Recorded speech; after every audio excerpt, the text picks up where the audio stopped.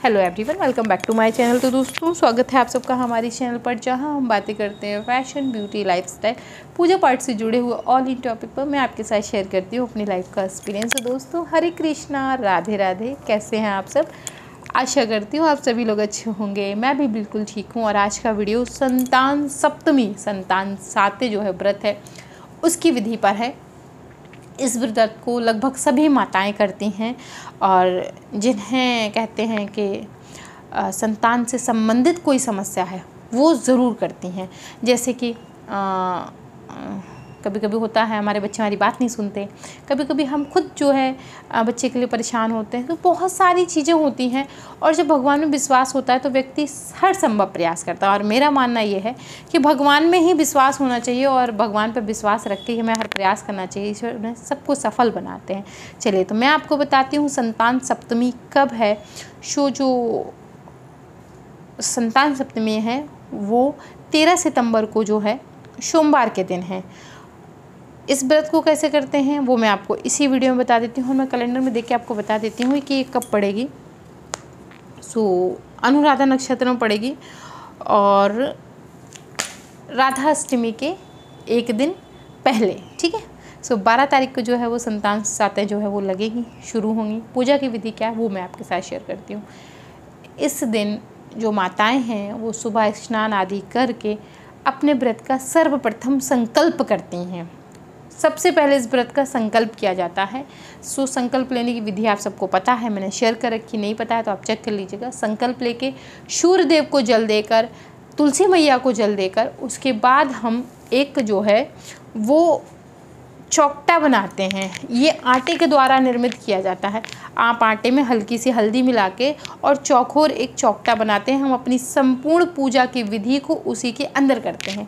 कायदे से तो अगर घर कहीं कच्चा है तो गोबर से उतने हिस्से को लीप कर और फिर कच्चा जो है वो चौकटा बनाकर जिस पूजा को हम शुरू करते हैं। ये पूजा हमें दोपहर से पहले ही पूरी कर लेनी होती है। मतलब जो दोपहर का काल शुरू होता है उसके पहले 12 बजे के पहले ही आप कोशिश करके, या 12 बजे तक ही नहीं है तो मैक्सिमम 1 बजे तक आप अपनी इस पूजा को पूर्ण करें, ठीक है। तो चौकटा बनाएं, उसमें भगवान शिव, माता पार्वती और गणेश जी की स्थापना करें।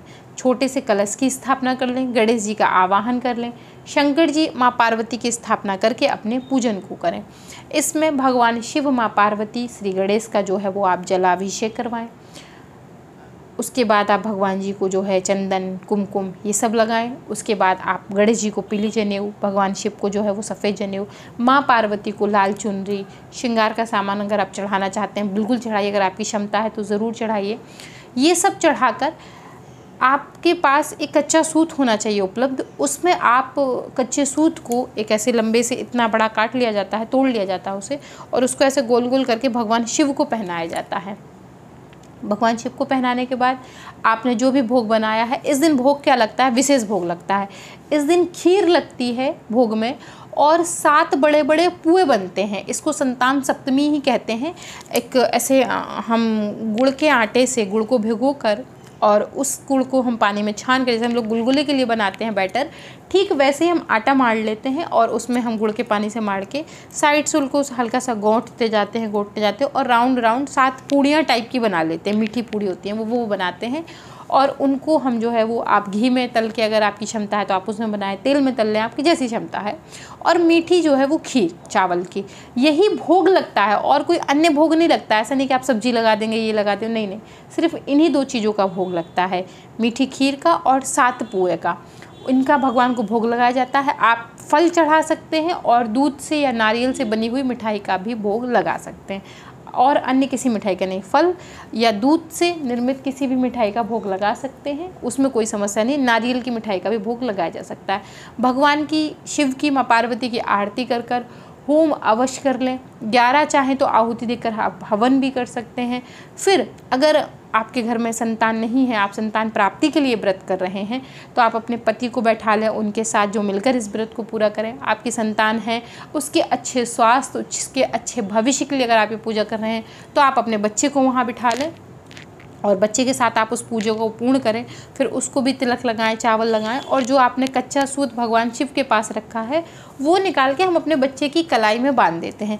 माताएं इस दिन चांदी की चूड़ी बनवाती हैं, एक हर साल वो चूड़ी बनती है, ऐसा नहीं है। कभी कभी आप पुराने ज़माने में देखेंगे ना तो किसी किसी का तो मोटा सा छल्ला निकल आता है, पूरा बनते बनते इतना हो जाता है कि फिर वो एक बनवा लेती हैं। सो इस दिन नई चांदी की एक चूड़ी भी खरीदी जाती है, और वो चूड़ी हाथ में जो है वो आपके पुत्र आपको देंगे और आप पहन लेंगे, और उस चूड़ी को काफ़ी दिन तक पहना जाता है। फिर आप चाहें तो निकाल के भी रख सकते हैं। सो एक चांदी की चूड़ी जो है वो अवश्य पहनी जाती है, और अवश्य जो है वो आपके पुत्र पहनाते हैं। अगर किसी कारणवश नहीं क्षमता है लेने की, आपके पास पुरानी चूड़ी रखिए तो आप उसको गंगा जल से धोकर जो है वो पहन सकते हैं। वो भी नहीं है तो आप रेशम का सफ़ेद रंग का सूत भी जो है हाथ में बांध सकते हैं, कहीं कोई समस्या नहीं है। अगर उपलब्धता इन चीज़ों की नहीं है तो आप कच्चा धागा भी बांध सकते हैं, वो भी वही काम करेगा। वो कम से कम 16 दिन आपके हाथ में रहना चाहिए कम से कम। और उसके बाद जब आपकी पूजा पूर्ण हो जाए, आरती हो जाए, आप अपने बच्चे के लिए ईश्वर से प्रार्थना कर लें, आशीर्वाद ले लें भगवान का, तो हाथ जोड़कर उनसे प्रार्थना करने के बाद अपने व्रत को पूर्ण करें। अब जो 7 पूड़ी आपने भगवान को भोग में लगाई हैं और जो खीर लगाई है उसको ध्यान में रखकर लगाइएगा, क्योंकि बाद में आपको वही खाना है। संतान सप्तमी के व्रत में आप नमक नहीं खा सकते हैं, नमक खाया भी नहीं जाता, ना खाना चाहिए। दोनों समय में किसी समय नहीं खाया जाता है। आप पानी वगैरह पी सकते हैं, चाय वगैरह चाहे तो पी सकते हैं, लेकिन वो जो 7 पूड़ी हैं वो किसी और को नहीं खिलानी है। मतलब ऐसा नहीं कि आपने गौ माता को खिला दी, आप अलग से थोड़ी सी मिठाई रखिए, फल रखिए, वो आप परिवारजन में वितरण कर दीजिए, गौ माता को खिला दीजिए, कन्याओं को दान कर दीजिए। लेकिन जो 7 पूड़ी विशेष चढ़ी हैं वो पूड़ी आपको ही खानी है खीर के साथ। आप एक बार में नहीं खा सकते तो आप 2 बार में खाइए, उसको फेंकना नहीं है, किसी और को देना नहीं, आपको स्वयं को खाना है।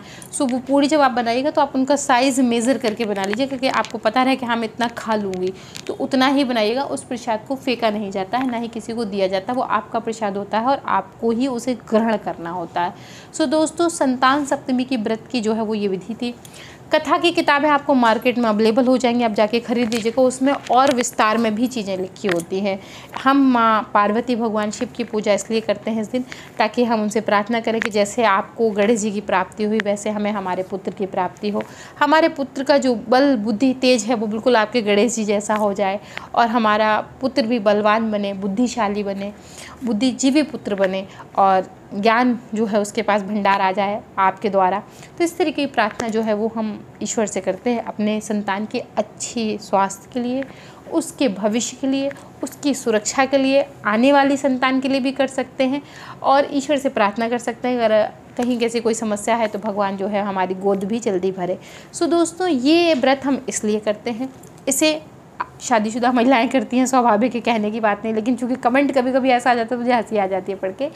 तो अगर मान लीजिए कहीं कोई समस्या है, भगवान पर विश्वास रखिए, सब ठीक हो जाता है, और ईश्वर के विश्वास से ही चीज़ें ठीक होती हैं। मैंने बहुत तेज़ी से ईश्वर के न्याय को जो है वो पलटते देखा है, कभी कुछ होता है और कभी उसे ईश्वर क्षण में पलट देता है। सो भगवान पर विश्वास रखिए, सब कुछ ठीक हो जाएगा। बहुत सी माता जिनका मेरे पास कमेंट आता है, बहनें हमारी की दीदी हमारी शादी को 10 साल हो गए, बच्चा नहीं हो रहा है, ये है वो, कोई बात नहीं, ईश्वर ने अगर किसी का जीवन लिख रखा है वो ज़रूर आएगा।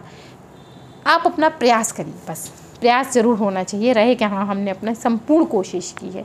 बकाया की गोद जो है वो आपकी ईश्वर ज़रूर भरेंगे, मेरी ईश्वर से यही प्रार्थना है। दोस्तों, मैं मिलती हूँ एक और न्यू वीडियो के साथ, तब तक के लिए हरे कृष्णा, राधे राधे, बाय बाय दोस्तों, बाय बाय।